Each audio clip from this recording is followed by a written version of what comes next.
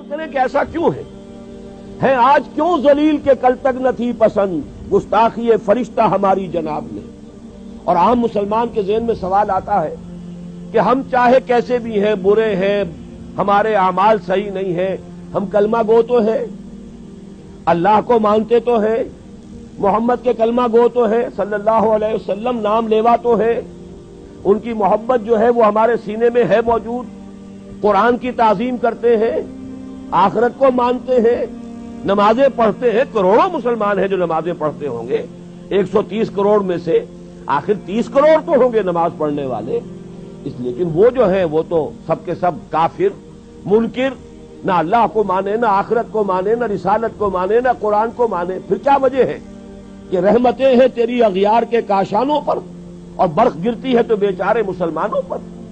اس موضوع پر الحمدللہ کہ میرے مضامین نوائے وقت میں چھپ چکے ہیں، اور اب چونکہ وہ تکمیل کو پہنچ گیا سلسلہ کتابی شکل میں بھی آ جائے گا. اللہ کا ایک قانون عذاب ہے، ایک قانون کے تحت ہوتا ہے جو کچھ ہوتا ہے، اللہ کا ضابطہ ہے.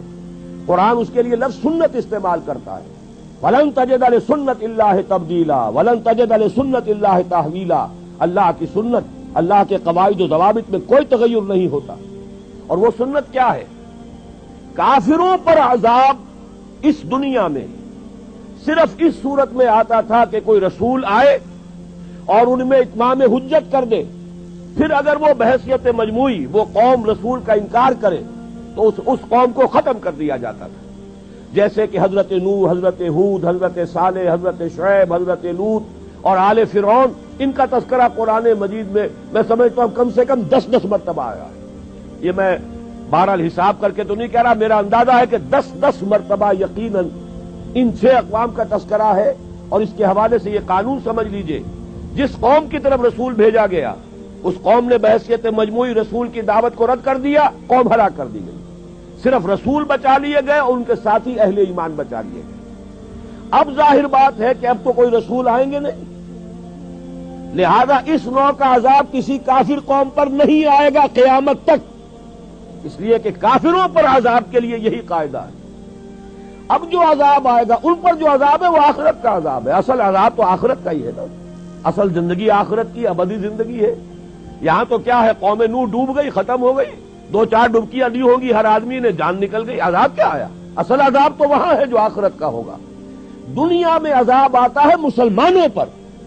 مسلمان ہو کر تم اگر اسلام پر عمل نہیں کرتے، دعویٰ تمہارا اسلام کا ہو اور عمل تمہارا کافرانہ ہو، نام لو تم محمد کا صلی اللہ علیہ وسلم اور اتباع کرو تم محمد کے دشمنوں کا، دعویٰ کرو اللہ اور اس کے رسول کی وفاداری کا اور تمہاری دوستیاں ہوں اللہ اور اس کے رسول کے دشمنوں سے، تم کہو اللہ اور اس کے رسول کے احکام کو ہم مانتے ہیں اور سودی کاروبار کر کے اللہ اور اس کے رسول کے خلاف اعلان جنگ کیے رکھو.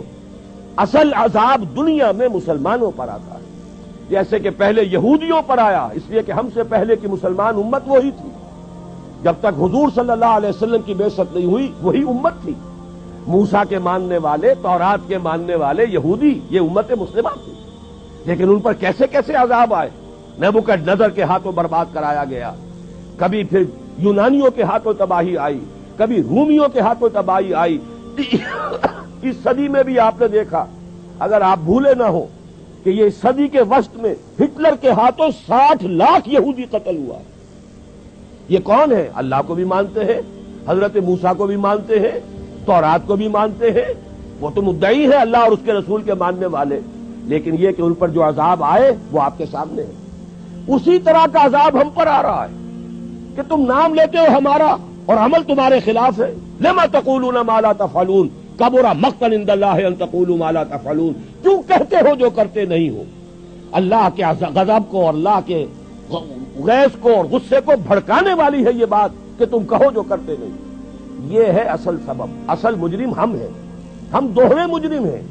ان کا جرم ایک ہے، انہوں نے انکار کر دیا، چھٹی ہوئی. ہم ہیں کہ جو ہر روز کہتے ہیں ایاک نعبد و ایاک نستعین، اور پھر اس دن میں 50 مرتبہ اللہ کا حکم توڑ رہے ہیں.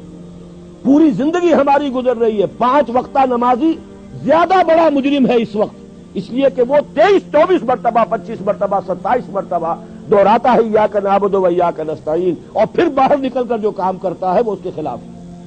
یہ ہے اصل میں سبب. اور یہ جان لیجئے جو عذاب ہم پر آ رہا ہے اللہ کا وہ اس وجہ سے آ رہا ہے. ہمارا کام تو یہ تھا کہ ہم دین کے علمبردار ہیں, دین کا ایک نظام دنیا کے سامنے پیش کریں. ابھی بڑا اچھا لفظ استعمال کیا ہے توکل صاحب نے, ماڈل دو نا.